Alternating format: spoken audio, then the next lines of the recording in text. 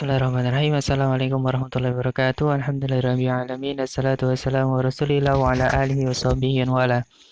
Ikhwan fillah rahimani wa rahimakumullah barakallahu fikum. Alhamdulillah sebentar kali ini kita bisa bertemu kembali. Insyaallah kita akan melanjutkan pelajaran kita di pelajaran sirah pada kelas 7 ini. Nah, barakallahu fikum. Setelah pertemuan yang berlalu kita mempelajari tentang beberapa peperangan yang Rasulullah SAW jalani. Yang terakhir adalah perang Tabuk. Dan sekarang kita masuk di pembahasan yang ketiga atau poin yang kecil, yaitu tentang kaum muslimin dan Yahudi. Nah, barakallahu fikum. Bisa dilihat bukunya pada halaman 32. Baik. Di sini ada sikap Yahudi terhadap Islam. Bagaimana orang-orang Yahudi bersikap terhadap kaum muslimin. Allah Ta'ala berfirman di dalam surah Al-Ma'idah ayat yang ke-82, sungguh kamu akan dapati manusia yang paling keras permusuhannya terhadap orang-orang yang beriman adalah orang-orang Yahudi dan orang-orang musyrik. Dan kamu akan dapati kaum yang lebih dekat persahabatannya atau kasih sayangnya kepada orang-orang yang beriman adalah orang-orang yang mengatakan kami adalah Nasrani. Yang demikian karena di antara mereka ada pendeta dan para rahib dan mereka tidaklah menyombongkan diri. Nah, di dalam ayat ini jelas mengatakan bahwasanya orang atau manusia yang paling keras permusuhannya terhadap orang-orang yang beriman adalah orang-orang Yahudi dan juga orang-orang musyrik.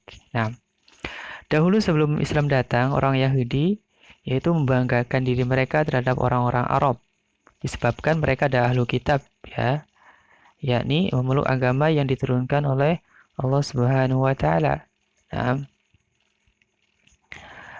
kemudian mereka mengatakan bahwasanya sebentar lagi akan diutus seorang nabi dari kalangan mereka. Akan tetapi pada kenyataannya ternyata yang diutus nabi sebagai nabi yang terakhir adalah Nabi Muhammad SAW yang ternyata adalah dari kalangan orang Arab, sehingga membuat mereka orang Yahudi itu sangat kecewa dan tidak mau beriman dengan kenabian Rasulullah SAW. Nah, setelah Nabi Muhammad SAW hijrah ke Madinah, yang di Madinah terdapat orang-orang Yahudi, yakni dari Bani Qunaiqa, Bani Nadir dan juga Bani Quraizah.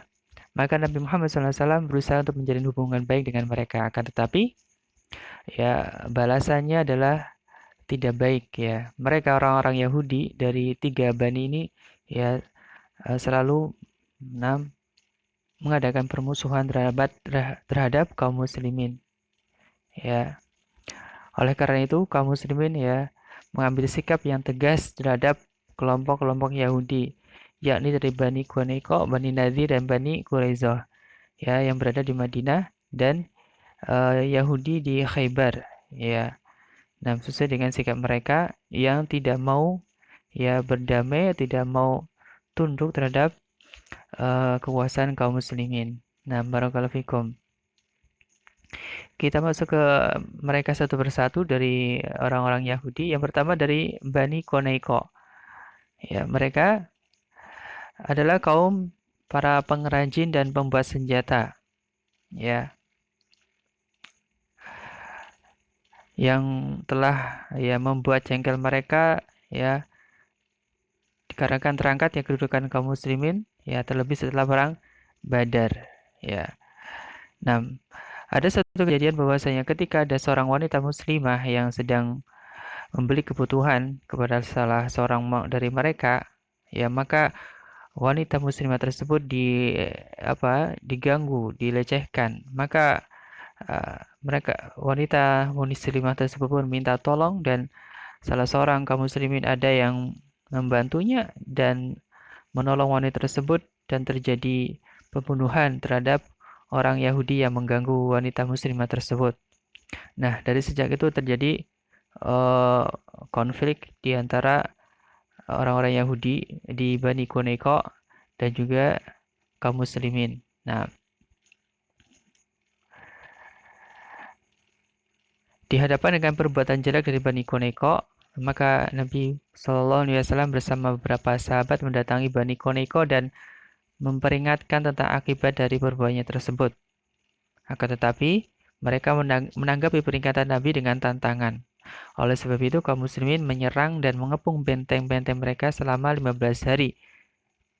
Kemudian dibuka pengepungan terhadap mereka dan mereka pun diusir dari Madinah setelah dilucuti senjata-senjata mereka. Kemudian mereka pergi menuju arah perbatasan negeri Syam. Ini terjadi pada tahun kedua Hijriyah. Ini Bani Qunayqa.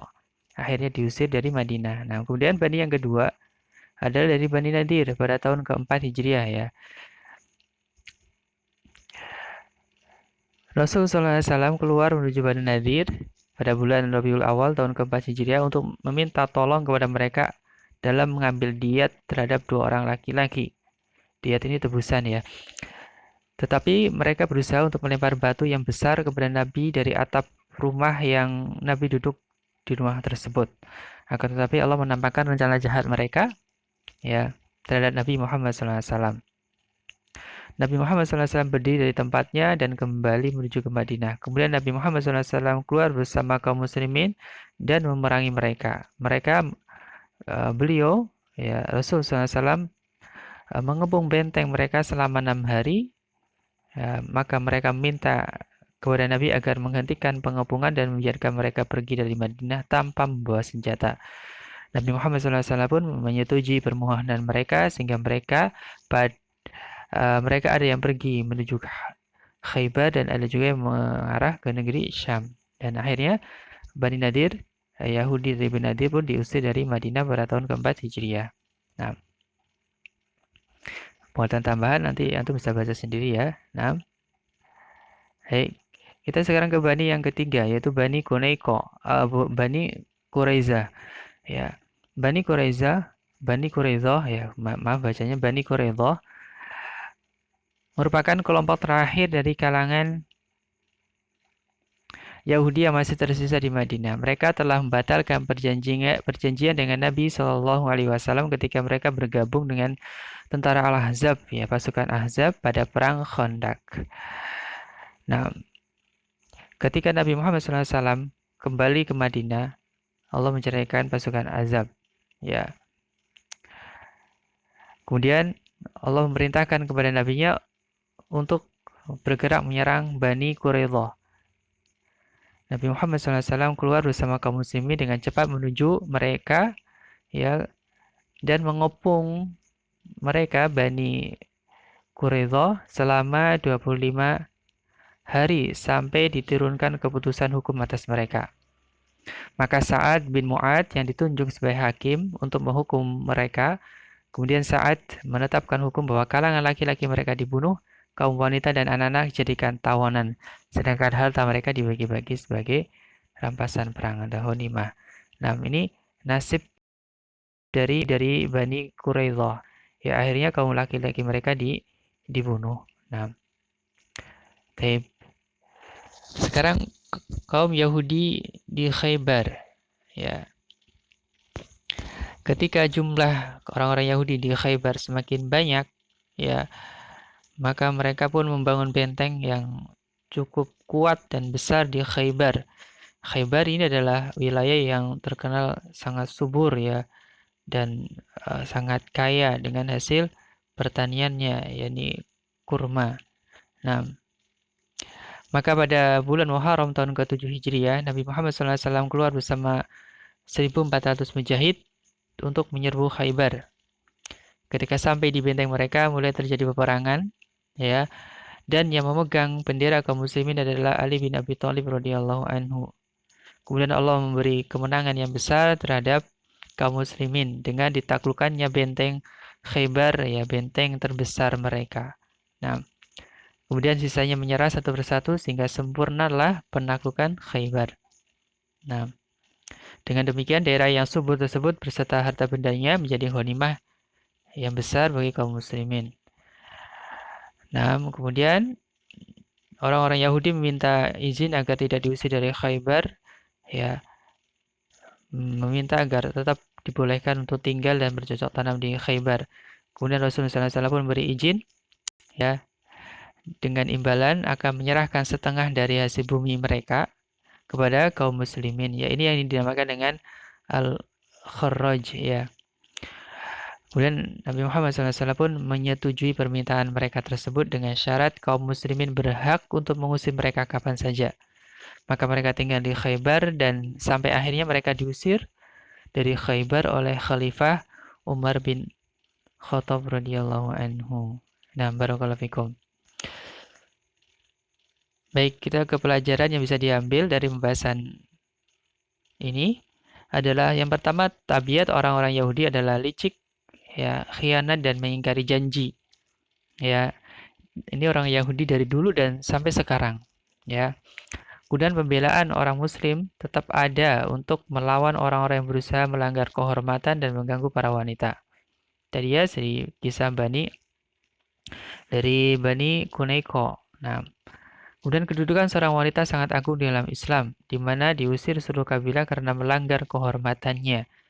Nah, jadi ya sebagaimana dari Yahudi dari Bani Kunaiko tadi. Nah, jadi wanita di dalam Islam itu sangat mulia kedudukannya, sangat dijaga, ya, sehingga nah, aturan-aturan ya berkaitan dengan wanita pun sangat ketat. Nah, dan orang-orang Yahudi adalah pembunuh para nabi.